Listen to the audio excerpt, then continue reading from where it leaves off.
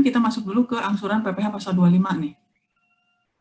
Nah, setelah dapat yang kurang bayar, ada satu step lagi teman-teman ya, menghitung angsuran PPh 25 untuk tahun depan. Jadi ketika kita sudah menghitung berapa PPh yang kurang dibayar tahun ini, misalnya tadi seperti di slide yang DJP tadi itu si Putra ya, Putra kan harus bayar lagi 1,6 ya kalau nggak salah ya, atau berapa juta lah gitu ya. Nah itu adalah PPh pasal 29-nya dia ya teman-teman, jadi dia harus setor ke bank lagi. Nah kemudian kalau di PPHOP itu ada lagi kita harus menghitung angsuran. Nah ini dasar hukumnya. Lanjut.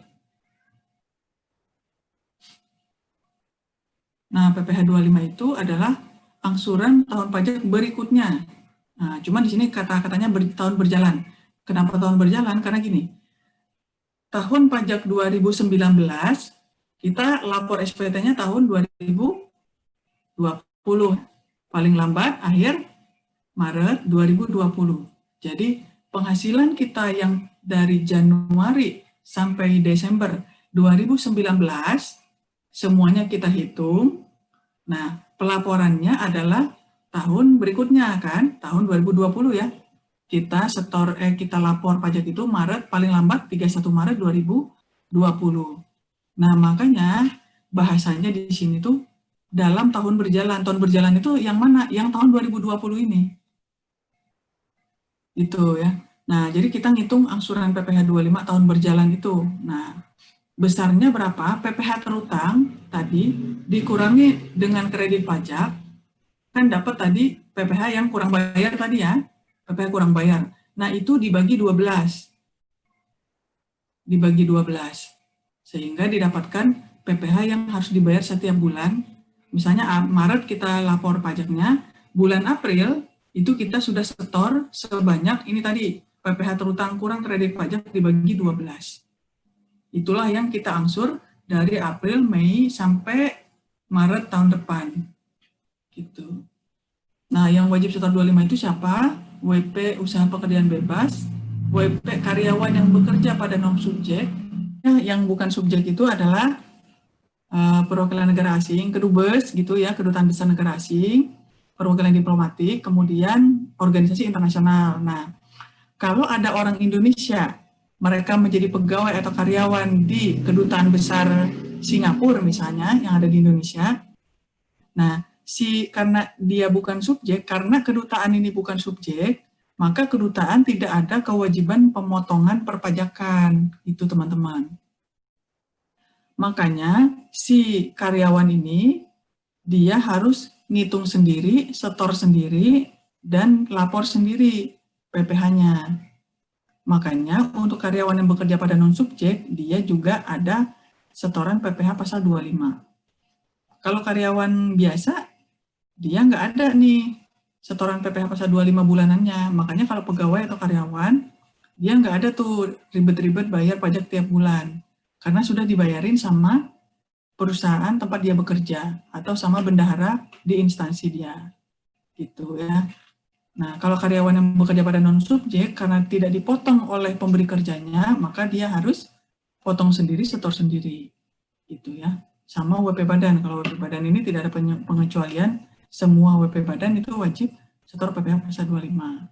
Ini contohnya, misalnya Tuan Fatih, konsultan, brutonya selama 2019, 214 juta, normanya 50%, ada potongan PPh 21 500.000. Nah, dan selama tahun 2019, Tuan Fatih juga udah setor angsuran 30.000 per bulan.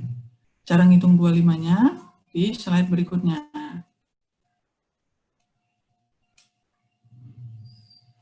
Nah, ini ya, bruto setahun sekian, normanya 50%, 107. PTKP-nya K1, ini asumsi aja, 63 juta. Kemudian PKP-nya 44 juta, sehingga pajak terutangnya 2.200.000. Nah, kita kurangi dulu sama kredit pajak. Tadi ada kredit pajak PPh 21, 500.000, sama PPh 25, udah dia angsur 12 bulan kali 30.000 ya, sebesar 360.000. Nah, kita kurangin 2.200.000 kurang kredit pajak, dapat yang masih harus dibayar itu 1,3 1.040.000. Nah, 1.340 inilah yang PPh pasal 29 ya teman-teman. Yang PPh kurang bayar, PPh pasal 29 itu ini. PPh terutang dikurang kredit pajak itu PPh pasal 29. Nah, kemudian satu step lagi, ngitung PPh angsuran 25 untuk tahun pajak berjalan, tahun 2020. Langsung 1/12 kali tadi. Nah, ini angsuran sebelum laporan SPT tahunan itu ya, maksudnya yang dari Januari sampai Maret itu sama dengan yang angsuran tahun sebelumnya, intinya gitu.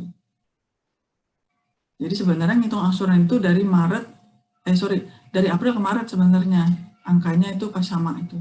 Cuman yang kita hitung di dalam angsuran PPh 25 itu adalah setoran dari Januari sampai Desember ya teman-teman. Coba ke slide sebelumnya Mas Rama. Nah, yang ini yang kredit pajak PPh 25 ini asumsinya, ini kan supaya gampang aja, 12 kali 30.000.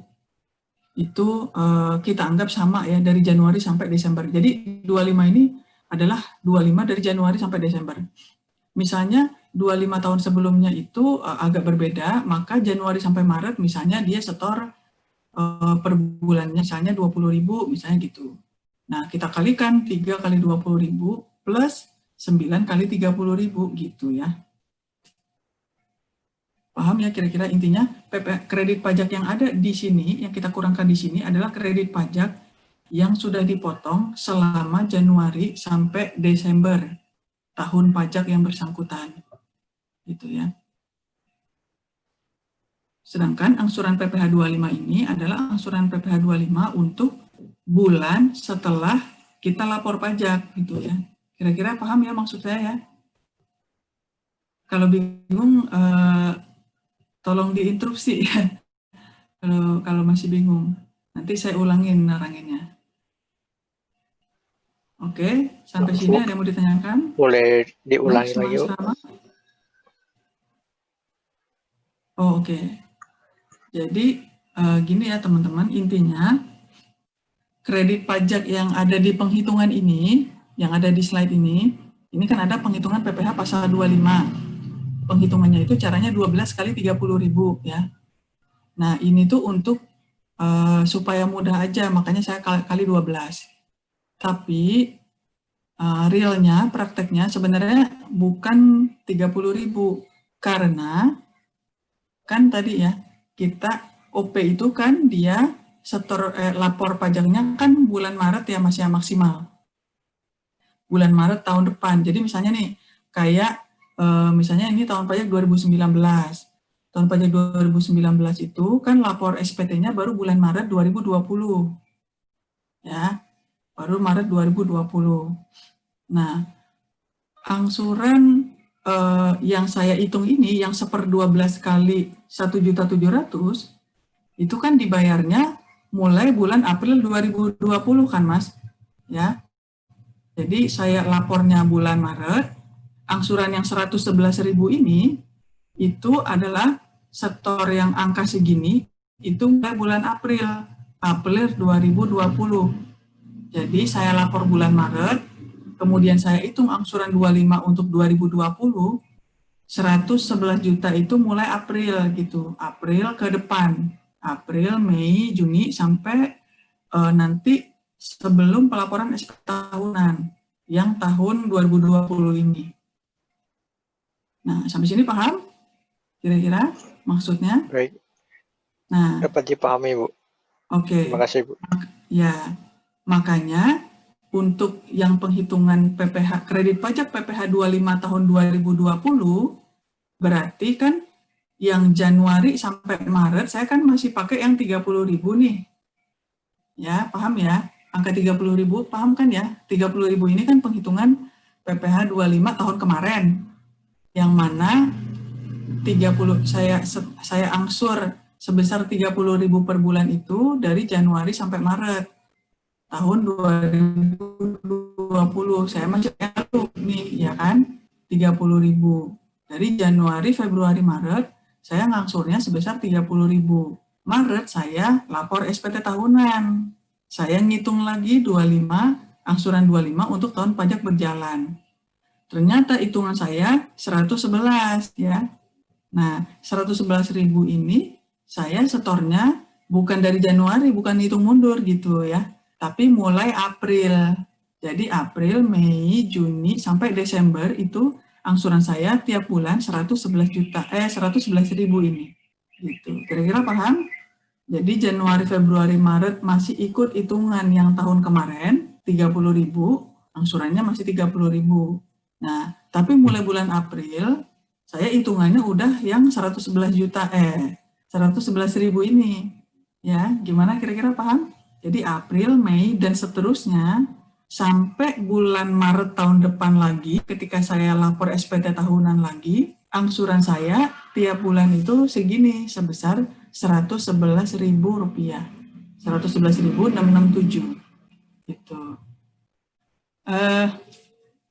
Jadi kalau WP rugi, tapi ini rugi kalau misalnya ini si WP pembukuan, jadi kita skip aja ya. Kita skip, nomor 1 skip, nomor 2, WP penghasilan tidak teratur. Penghasilan tidak teratur itu misalnya, kalau si jual harta, nah itu penghasilan tidak teratur. Keuntungan penjualan harta itu kan tidak teratur ya teman-teman, masa tiap tahun dia jual harta, nggak mungkin kan ya.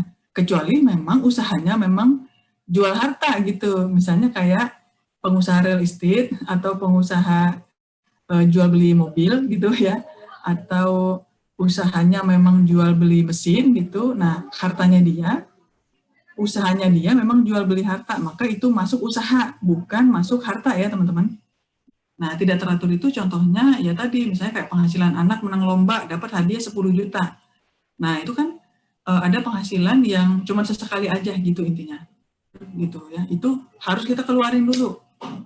Nah, ini kan nomor 3 itu kan penghasilan itu dalam negeri lainnya. Biasanya di sini yang tidak teratur nih teman-teman. Misalnya tadi ada penghasilan anaknya atau penghasilan misalnya hadiah mobil dari kakeknya misalnya gitu. Nah, ini kan masuk penghasilan negeri lainnya. Nah, ketika kita ngitung angsuran 25 ini, itu kita hitung ulang teman-teman. Jadi hitung ulang neto suami berapa, neto istri berapa, kita gabung lagi, kita proporsi lagi. Nah, jadi kayak gitu cara ngitungnya. Kalau ada penghasilan tidak teratur. Gitu ya. Jadi 2 kali ngitung teman-teman. Jadi nggak bisa pakai yang 1/12 tadi. Ya, jadi 2 kali ngitung. Pertama ngitung PPh pasal 29-nya. Yang kedua, ngitung angsuran 25, kita ngitung dari awal lagi kayak gini. Tapi yang nomor 3 ini, poin penghasilan neto dalam negeri lainnya, itu kita keluarin. Sehingga angkanya nanti akan berbeda. Penghasilan PKP-nya berbeda, tarif pajaknya juga berbeda, PPh terutangnya juga berbeda, diproporsi lagi dengan berbeda. Gitu. Itu caranya kalau ada penghasilan tidak teratur.